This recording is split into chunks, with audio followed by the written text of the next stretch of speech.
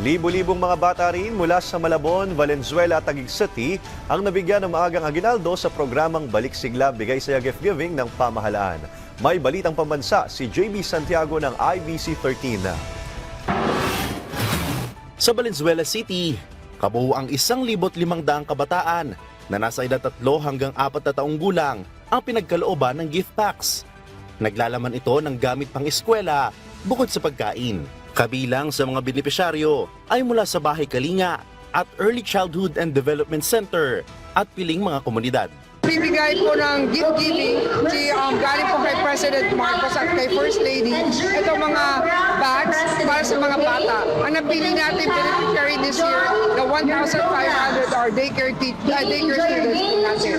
Kasi yung po sila makakakuha doon. At saka ilang mga bata from the community. Students at saka mga bata from the, selected from the community ng mga inaarugan namin. At saka may mga ilang mga bata from the centers na akma sa edad nila. May tumbler, tapos may parang crayons for the kids can draw and color. Tapos ayun yung mga laman, saka mga basta para sa mga bata ko.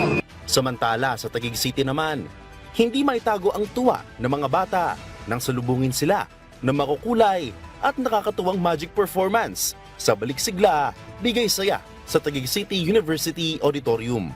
Higit 1,000 bata, edad 4 hanggang 12 taong gulang mula sa iba't ibang barangay ng Taguig ang nakiisa sa programang ito. Pinangunahan ito ng Office of the President o OP. Bawat isa na pamahagian ng trolley bags na may lamang tumbler, socks, unan, raincoat, face and hand towel at relo. Thank you po. Marami po salamat sa nagbigay po. Paano ito makatutulong sa'yo, tingin mo? Sa pagkaaral ko po, Ano masabi mo sa bag? Like yung kulay? maganda po. Ay, malaking tulong na po ito kasi wala na po siyang bag eh. Ngayon lang po siya nagkaroon ng ganyang bag. Sa tulong ng Department of Social Welfare and Development o DSWD at ng Taguig LGU, naging maayos at makabuluhan ang programa. Mula sa mga magic, dance performance, palaro, hanggang sa mga regalong nagbigay ngiti at inspirasyon sa bawat bata. Yan ang report mula kay JB Santiago ng IBC 13.